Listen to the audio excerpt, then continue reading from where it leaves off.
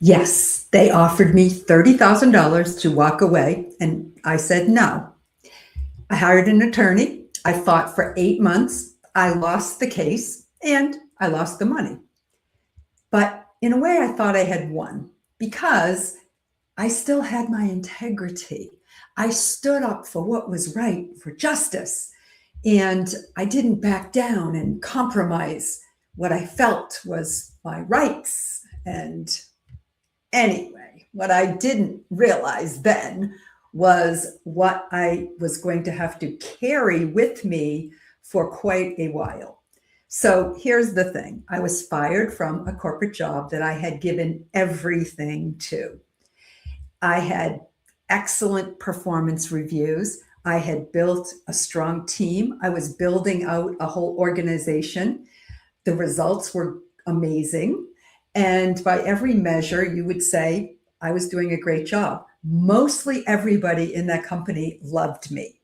However, there was one person who happened to be my boss who didn't appreciate me for many reasons, but it really probably didn't have a lot to do with me and maybe had more to do with him, but it didn't matter. What really did matter is that what I didn't realize then, and I guess maybe I knew it, but I didn't want to accept it, and a lot of other people don't realize this also, is that if you work for a corporation in most states, you are under what they call a employee at will clause. And what means is that they can let you go anytime they want for any reason they want. So there does not have to be any cause for that to happen. And if you decide to fight them, you've got to create the cause and figure out, and prove that there was some sort of discrimination or whatnot. And believe me, these corporations have deep pockets and they can wait you out, and they can spend more money than you can spend. And in my case, because they offered me a severance package of $30,000, but I had to sign a gag order and I had to literally say that I would not come back against them. I said no. And so they had that $30,000 that I didn't have. And then, of course, I had to hire a lawyer and pay that all out of pocket. Now, here's the thing that's pretty interesting about this. I ended up in a much better place. So within a month, I had another job paying me more money in a company with much less stress, many less people that I had to interact with and deal with. And yet I still wanted to prove that I was right. And I wanted to keep the fight going because it was the right thing to do. I didn't need the money, but I was suffering this rejection. And there was a principle that I really wanted to make a stand about. And I wanted somebody to say I was right and they were wrong. What I didn't understand at that point was that they could drag it out as long as they wanted, and they did. And so it never really came to even go to a court because it was set for mediation. And at some point along the way, the mediation just decided, the mediators, that it wasn't going to go forward. But it took 8 months to get to that point. So maybe I hired the wrong lawyers. Who knows? All I know is that I had moved on professionally, but that rejection still stung. And when we have resentments within ourselves, sooner or later, they're going to separate us from God, because God sees us as divine beings who are perfect in his eyes, and we're supposed to love ourselves and see ourselves as God sees us. But when we're struggling with this sense of failure or rejection, then that's going to kind of create that separation. So in my case, that was true. And also, it wreaks havoc with our body.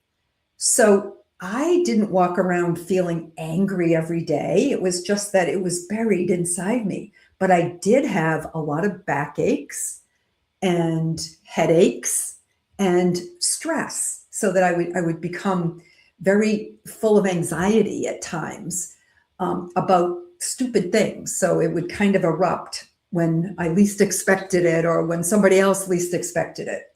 So it's true that I was thriving on the outside, building a business, raising a family, traveling, and living a good life. And underneath it, I still felt frustrated, like I had failed, and that I really had this need to prove that I was right and they were wrong. So the story that kept running through my head was really costing me my well-being. And it cost me money because, of course, I had left the $30,000 on the table. And it was pushing me further away from God. And maybe I was even, in a sense, angry at God because I wanted him to make the world fair. And it wasn't fair. And it wasn't justice. And it wasn't right. But it still isn't. The world just isn't fair. And it's probably never going to be unless or until Jesus is back with us.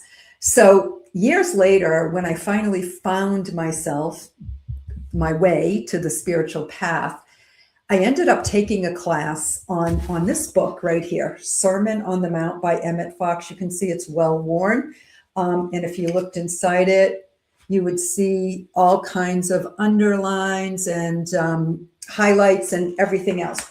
But anyway, this book is amazing. And I think actually in the fall, I may do a little series on it, a short series, because there's so much gold inside of it. But anyway, in this book, it talks about righteousness, right? And Emmet Fox says, as within, so without. So the whole idea of righteousness is not about being right. It's actually about right thinking. And so if you become, or like I did, so focused on the injustice outside of me, then I don't realize that that's impacting the way that I think, and it's creating and wreaking havoc within me. So resentment doesn't just hurt our souls, it hurts our mind because it creates restlessness within our mind, and it keeps our nervous system on high alert, which is not good because we're living in that fight or flight mode all the time, waiting for somebody to do something to us because we know the world is not fair. And so we begin thinking that, everything should be a different way, or people should act a different way, or that situation should have been different. And that's not right thinking, because the person it hurts is ourselves. And those around us as well are impacted by that, right? So the moment that I was able to stop thinking about why did this happen and start looking at, well, in God's plan, what might this have led me to, and why might God have allowed this to be part of my journey, then I started to see things in a little different light. And I began to be able to realize that in order for a new door to open, another door has to close, right? We've all heard that before. And that there's this moment where we get to decide whether we're going to step into a new path and let go of where we've been, because yesterday is gone, right? All we have is today. Tomorrow's not yet come. So where do we find our own inner peace? And that's really what I think is the most important thing here.